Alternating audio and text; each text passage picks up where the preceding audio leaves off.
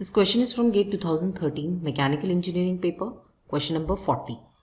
A bar is subjected to fluctuating tensile load from 20 kN to 100 kN. The material has yield strength of 240 MPa and endurance limit in reversed bending is 160 MPa. According to the Soderberg principle, the area of cross section in millimeter square of the bar for a factor of safety of 2 is dash. Let's write the given things. So tensile loads are given. The highest is 100 kN while the lowest is 20 kN. So we can write F max is 100 kN while minimum force is 20 kN. It is fluctuating between the two values. Material has yield strength of 240 MPa. We can write sigma y, yield strength of material is 240 MPa. While endurance limit, we can write this as SE is 160 MPa. Also, factor of safety is given to be 2. So, utilizing all this information given, we can find out the area of cross section in millimeter square using Soderberg principle or equation of Soderberg's line. Let's see how it is done.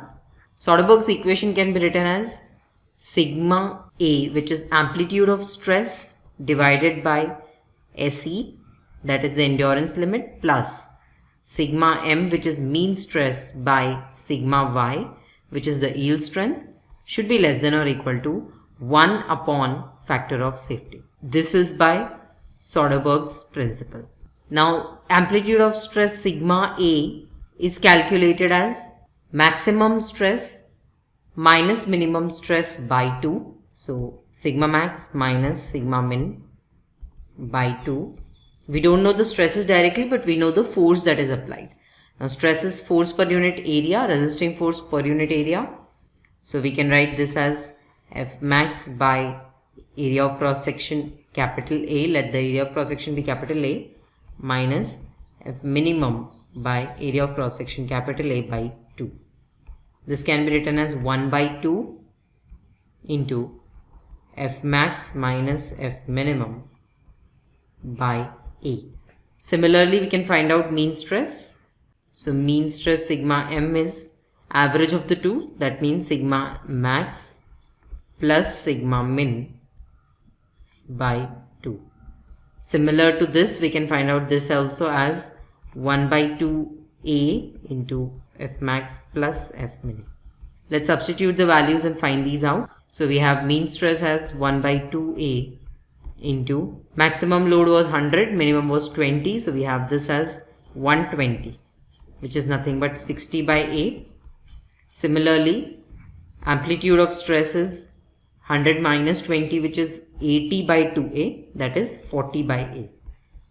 We have all the values here. Let's put it in this equation and find out A. Amplitude of stress 40 by A upon endurance limit is given to be 160 MPa.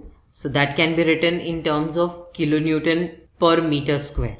The unit megapascal is equivalent to Newton per millimeter square. So to convert it to Newton per meter square, that is Pascal, we need to multiply by 10 to the power 6. And then further convert it to kilonewton per meter square, we need to multiply it by 10 to the power minus 3.